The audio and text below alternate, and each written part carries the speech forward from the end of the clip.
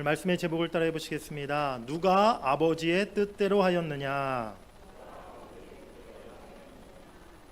군중들의 환영을 받으며 예루살렘에 입성하셨던 주님은 예루살렘에 들어가시자마자 가장 먼저 예루살렘 성전을 찾으셨어요. 그런데 성전에는 온통 장사꾼들로 하나님을 예배하고 기도해야 할 그 집이 더럽혀져 있었습니다. 예수님은 화를 내시고 진노하시고 그 예루살렘 성전의 장사꾼들을 다 내어 쫓으시고 성전을 깨끗게 하셨어요. 그런데 예수님을 쫓아다니면서 예수님을 비난하고 반대하고 예수님을 미워했던 종교 지도자들, 즉 대제사장들, 서기관, 장로들이 그 일을 보고 예수님을 찾아와 따집니다. 도대체 당신이 무슨 권위를 가지고 이런 일을 하느냐라고 그들이 예수님께 따져 물었다는 거예요.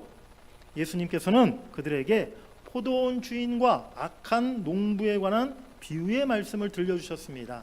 지난주 우리 주일 낮 예배 설교 시간에 들으셨던 말씀인데요.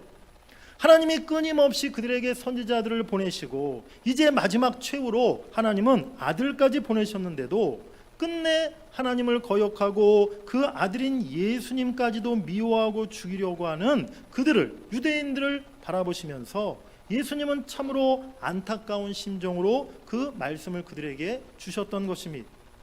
그런데 마태복음에 보면 이 똑같은 장면에서 마가복음에 기록되지 않은 한 이야기가 더 있음을 발견하게 돼요.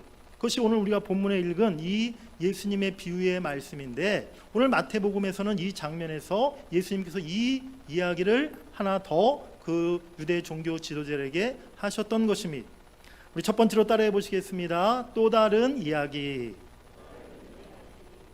한 사람에게 아버지에게 두 아들이 있었어요. 포도원 주인이었던 아버지는 아침에 큰 아들에게 얘야 오늘 포도원에 가서 일 좀 해라 라고 시켰습니다. 큰 아들은 예 아버지 가겠습니다. 아주 공손하게 대답을 잘했어요. 그런데 그렇게 대답만 해놓고 결국은 아예 그 큰 아들은 포도원에 가서 일을 하지 않았습니다. 그 아버지가 아침에 둘째 아들에게도 똑같은 말을 했습니다. 얘야 오늘 포도원에 가서 일 좀 해라. 그랬더니 둘째 아들은 대뜸 싫습니다. 저 안 갑니다 라고 대답했던 거예요. 하지만 조금 있다가 생각해 보니까 자기가 아버지에게 큰 잘못을 했음을 깨닫고 뉘우치고 이제 포도원에 가서 그가 하루 종일 일을 했던 것입니다. 자, 이 둘 중에 누가 아버지의 뜻을 행한 아들이겠느냐라고 오늘 예수님은 유대 종교 지도자들인 제사장, 서기관들에게 물으셨어요. 그랬더니 그들이 대답합니다. 둘째 아들입니다. 그 대답을 들으신 주님은 다음과 같이 그들에게 결론의 말씀을 내리세요. 우리 31절 하반절과 32절 이어서 읽어보시겠습니다. 시작. 내가 진실로 너희에게 이르노니 세리들과 창녀들이 너희보다 먼저 하나님의 나라에 들어가리라. 요한이 의의 도로 너희에게 왔거늘 너희는 그를 믿지 아니하였으되 세리와 창녀는 믿었으며 너희는 이것을 보고도 끝내 뉘우쳐 믿지 아니하였도다. 다시 한번 정리를 해보겠습니다. 큰아들은 아버지의 말씀을 듣고 예 가겠습니다 하고 공손히 대답은 잘했지만 결국은 가지 않았어요. 둘째 아들은 아버지 말에 처음에는 대뜸 싫습니다 라고 했지만 나중에는 깨닫고 포도원으로 가서 일을 했습니다. 누가 아버지의 뜻을 행한 아들입니까? 오늘 이 비유를 통해서 주님은 유대 지도자들 또 오늘 우리들에게 어떤 말씀을 주기를 원하시고 무엇을 교훈하고 계시는 것일까요? 우리 두 번째로 따라해 보시겠습니다. 말이 아니라 행실이 중요합니다. 오늘 포도원 농부였던 이 아버지가 첫째 아들에게 얘야 오늘 포도원에 가서 일 좀 해라 했을 때 첫째 아들은요 말로는 아버지 가겠나이다 라고 아주 정중하고 시원하게 대답을 했어요. 그런데 결과는 포도원에 가서 일하러 가지 않았던 것입니다. 가겠습니다 아버지께 철석같이 약속하고는 아주 쉽게 너무나 간단하게 그 약속을 어겨버린 이 아들의 배신, 오늘 여기에 아버지의 아픔, 아버지의 비애가 담겨 있는 것이죠. 그야말로 믿는 도끼의 발등을 찍힌 것입니다. 대제사장들, 서기관과 장로들, 당대 이스라엘의 최고 종교 지도자들이었어요. 그들은 아주 경건하고 엄숙하게 예배를 잘 드렸던 사람들이고 언제나 세련된 말과 종교적인 율법적인 어휘를 잘 사용하면서 그렇게 멋지게 하나님 앞에 기도했던 사람들이니 모든 면에서 자칭 하나님의 뜻을 행하는 사람들이요 하나님의 뜻을 따라 성전의 거룩한 일들을 받들어 섬기는 자들이었어요. 그런데 그들의 겉과 속이 너무나 달랐던 것입니다. 말과 행실에 너무나 큰 차이가 있었던 것이죠. 입으로는 그렇게 품위 있고 우아한 말을 하였고 또 율법과 격식에 맞춰서 하나님 앞에 제사를 드렸을지는 모르겠지만 마음으로는 하나님을 멀리 떠나 있었고 하나님의 뜻을 깨닫고 하나님의 뜻을 행하는 데는 전혀 관심이 없었던 것입니다. 우리 이사야 29장 13절 말씀 같이 읽어보시겠습니다. 시작. 이 백성이 입으로는 나를 가까이하며 입술로는 나를 공경하나 그들의 마음은 내게서 멀리 떠났나니 그들이 나를 경외함은 사람의 계명으로 가르침을 받았을 뿐이라. 하나님께서 유대 백성들을 향해 특별히 이스라엘의 종교 지도를 향해 탄식하며 말씀하세요. 너희들이 말로는 입으로는 나를 가까이 한다고 말하지만 실상 내게서 너희들의 마음이 너무나 멀리 떠나 있구나. 오늘 이 예수님의 비유에 나오고 있는 첫째 아들에 해당하는 그런 모습이었던 것입니다. 그들은 날마다 말했어요.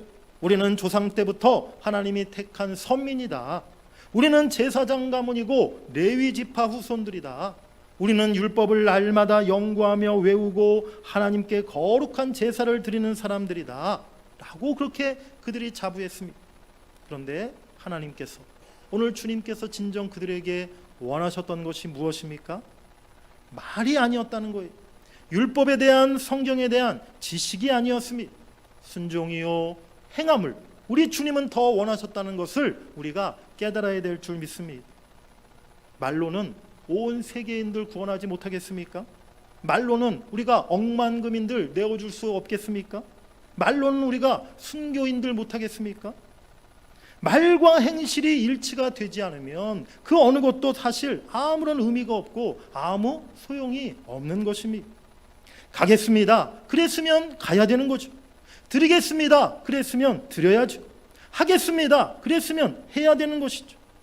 말로는 예스하고 머리로는 동의하였지만 실제 행하지 않고 실제 아무것도 변하지 않고 헌신하지 않는다면 아버지의 신뢰를 저버린 첫째 아들 같은 사람이 될 수밖에 없는 것입니다.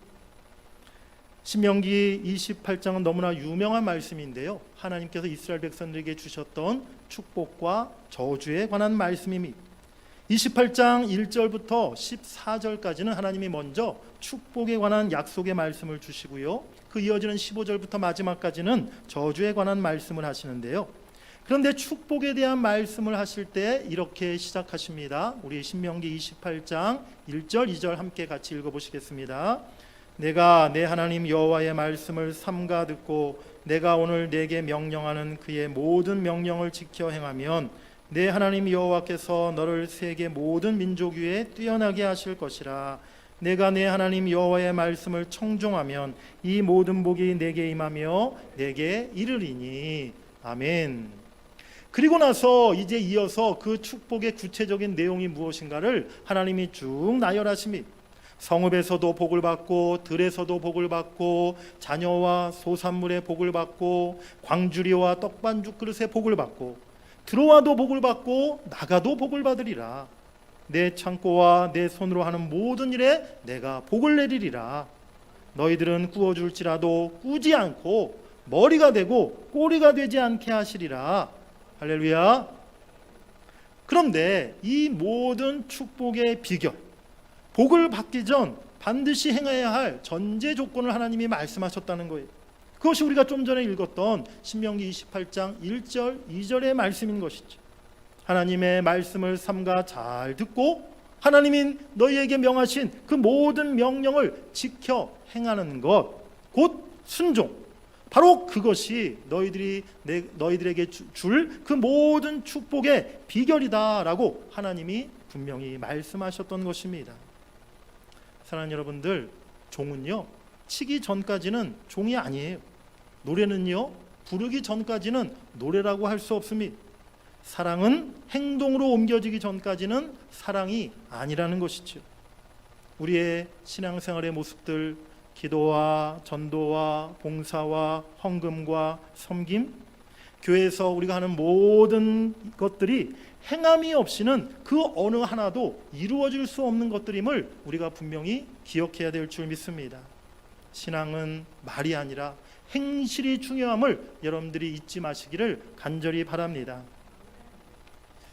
예전에 이렇게 어른 목사님들, 훨씬 저보다 선배 되시는 우리 목사님들 뵈면요, 사실은 예전에 목사님들 이렇게 가만히 보시면 그렇게 공부를 많이 하셨던 것이 아니었어요. 예전에는 목사님들이 사실 신학교 한번 졸업하면 그것으로 끝이었습니다.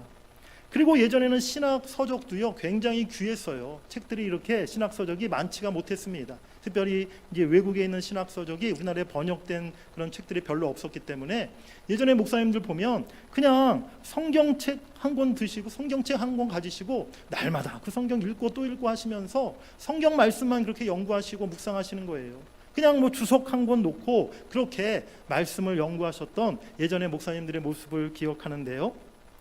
그런데 요즘 현대 이제 이 시대에 우리 젊은 목사님들 보면요, 공부들을 엄청나게 많이 합니다.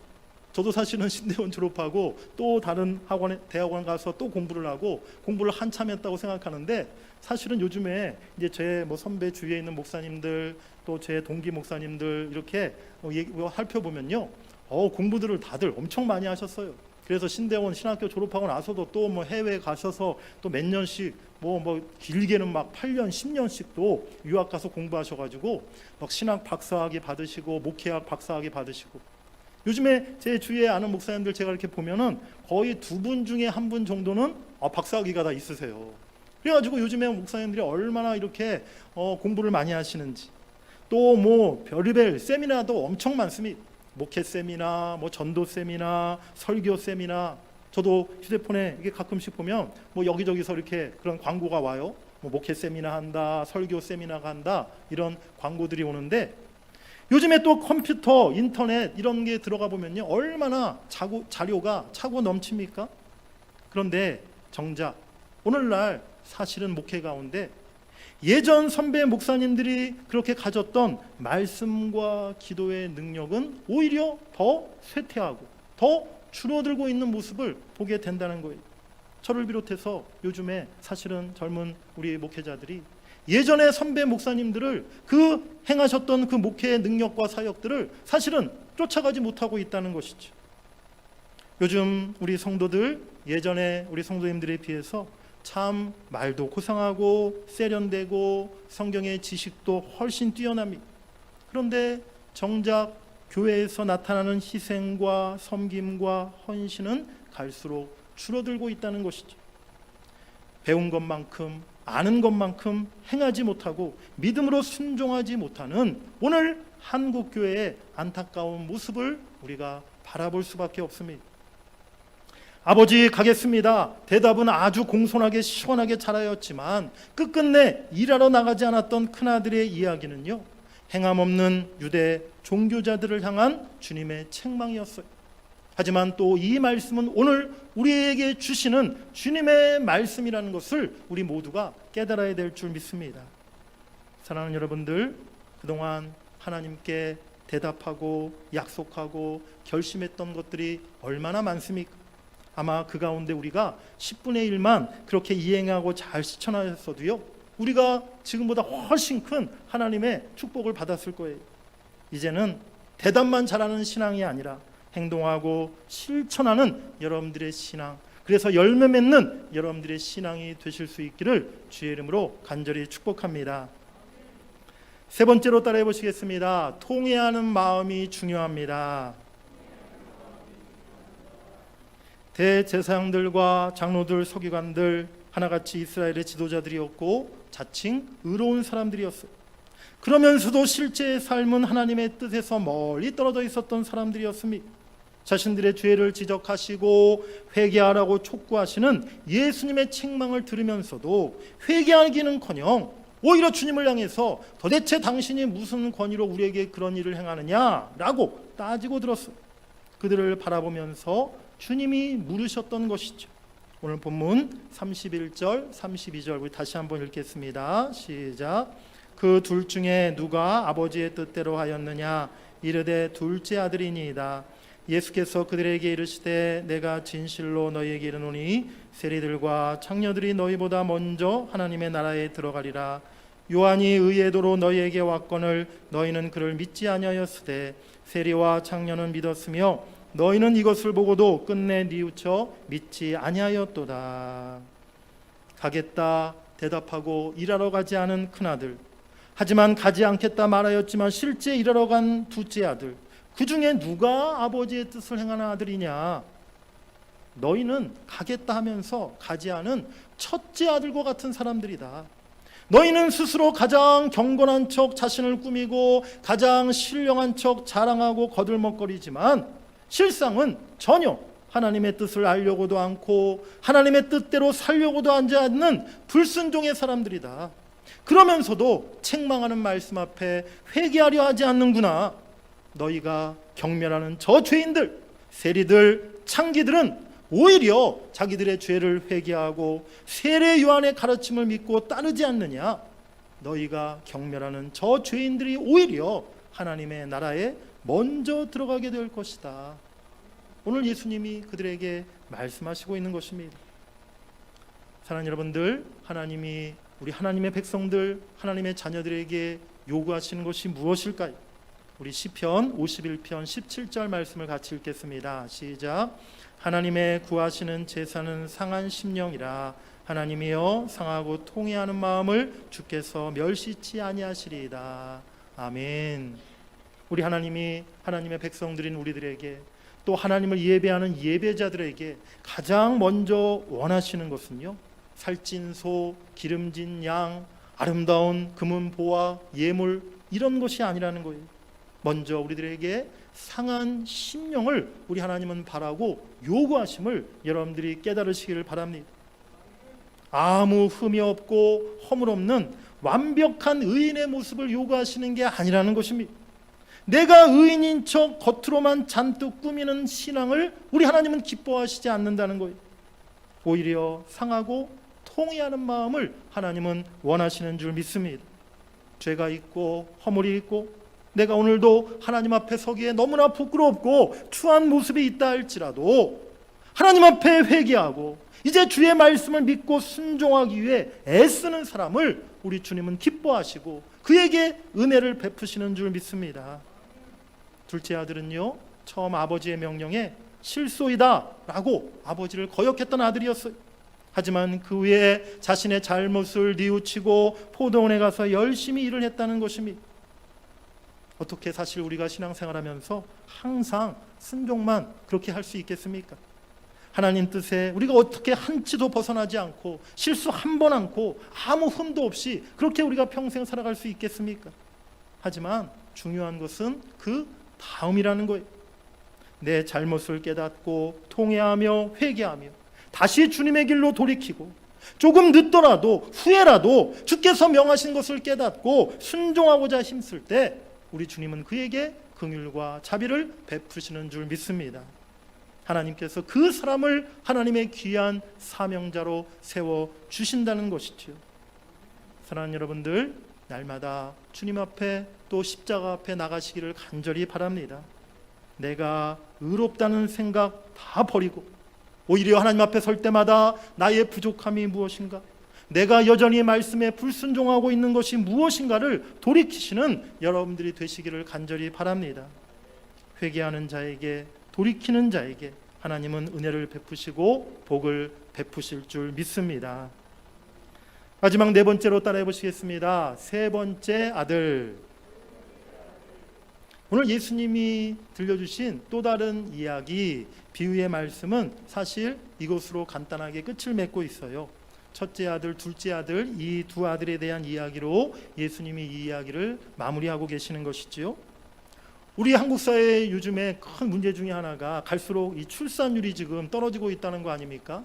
요즘에 우리 결혼하는 청년들도 숫자가 줄어들고 결혼을 해도 또 자녀들을 낳지 않으려고 하고 또 낳아도 한 가정에 뭐 하나, 우리 아들이나 딸 하나 낳고는 더 이상 낳지 않으려고 하니까, 그러다 보니까 이제 한국에 지금 인구가 점점 오히려 줄어드는 그런 심각한 위기를 맞고 있는데요.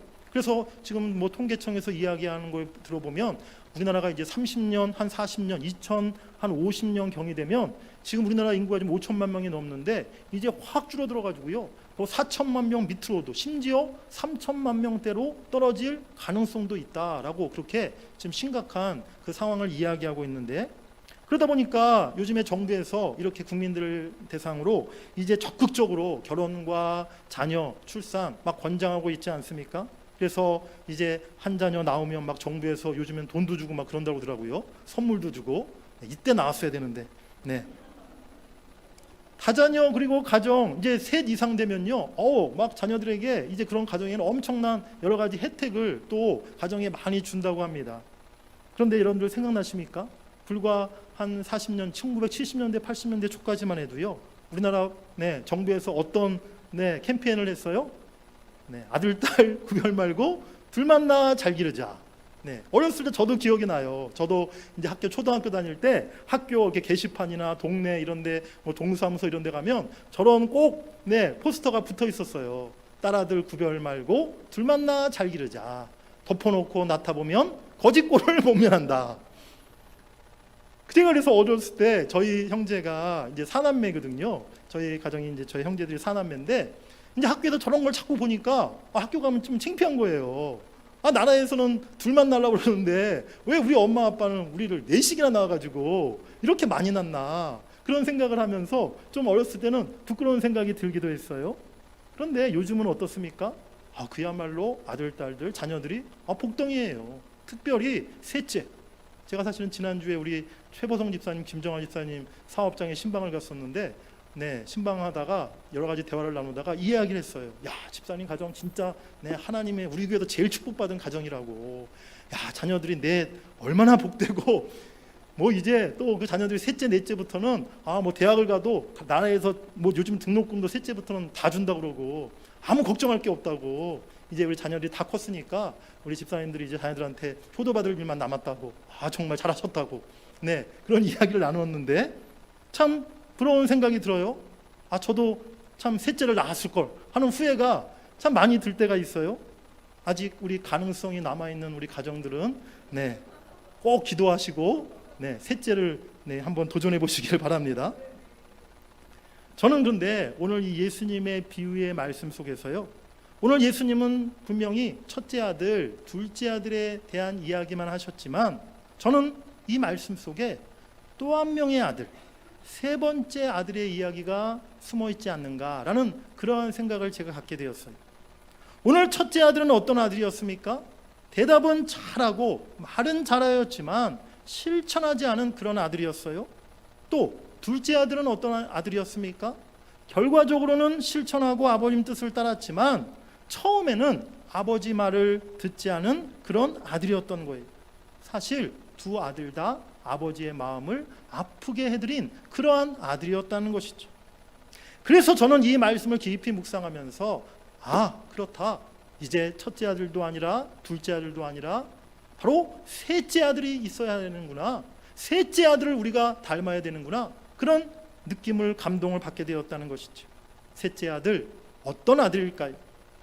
아버지가 처음 명령하실 때 아버지 제가 가겠습니다. 대답을 아주 잘하고 또 대답한 그대로 실제로 나가서 포도원에서 열심히 일하는 아들, 바로 그 아들이 세 번째 아들임을 믿으시길 바랍니다. 사랑하는 여러분들, 하나님 앞에 언제나 대답도 예쁘게 잘하시길 바라요. 주의 말씀을 들을 때에 아멘으로 잘 받으시길 바랍니다. 우리 한번 아멘 해보시겠습니다. 아멘. 설교 시간은 왜 아멘 하라고 자꾸 할까요? 아멘이라는 것은 말씀에 대한 순종과 결단의 표현이라는 거예요.